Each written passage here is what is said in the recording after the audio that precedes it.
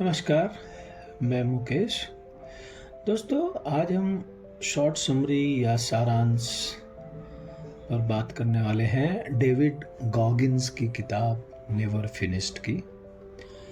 यह किताब सिर्फ एक आत्मकथा नहीं है, बल्कि यह इंसान की सीमाओं से परे जाने की मानसिकता का जीता जागता उदाहरण है।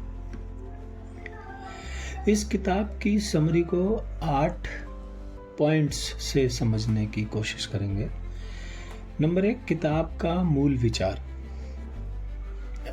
डेविड गॉगिन्स कहते हैं, आपको कभी भी यह नहीं सोचना चाहिए कि आप अपनी यात्रा पूरी कर चुके हैं।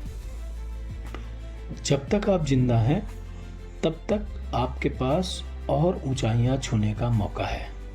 आप कभी फिनिश्ड नहीं होते। यानी इंसान का विकास लगातार जारी रहना चाहिए।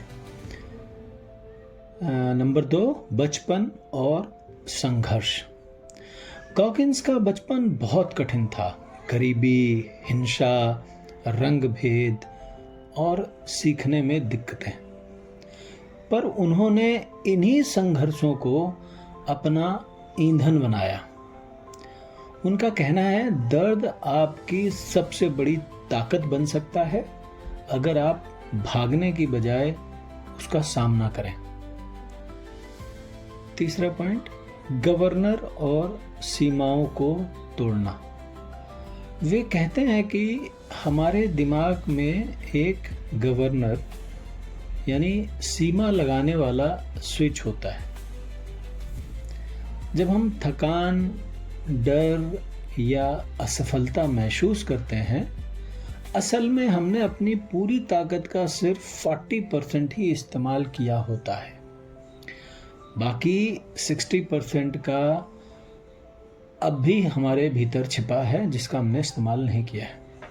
यानी हमने अपने पोटेंशियल का सिर्फ 40% ही इस्तेमाल किया है, 60% स्टिल अनएक्सप्लोर्ड।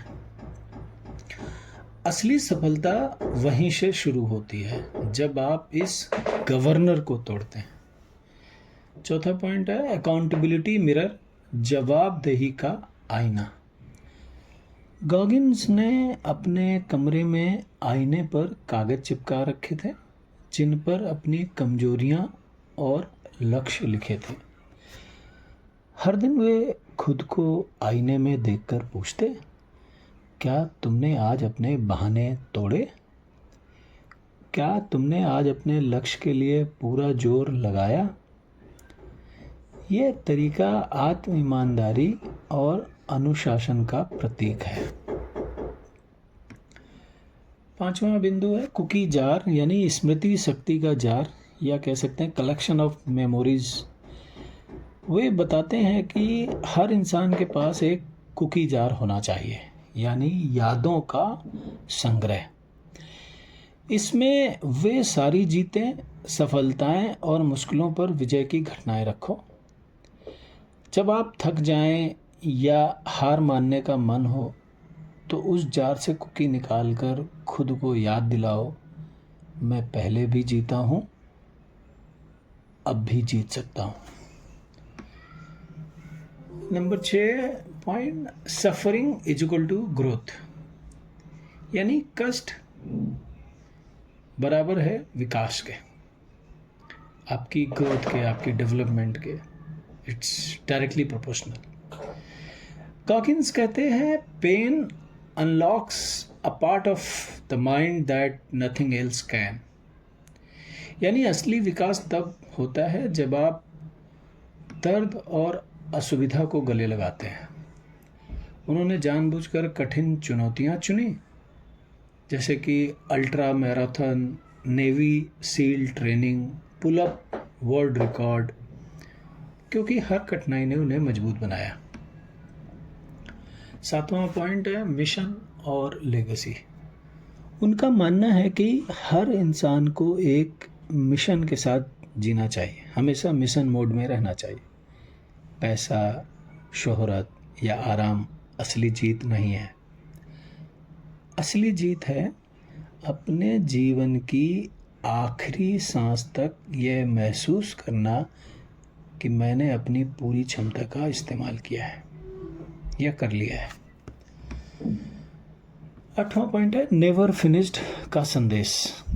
यह किताब कहती है कि चाहे आप कितनी भी ऊंचाई पर पहुंच जाएं, खुद को फिनिश्ड मत समझो। नए लक्ष्य तय करो, नए डर तोड़ो और लगातार अपने बेहतर रूप को गढ़ते रहो। गॉगिन्स का सीधा मंत्र है stay hard, stay hungry, stay unfinished.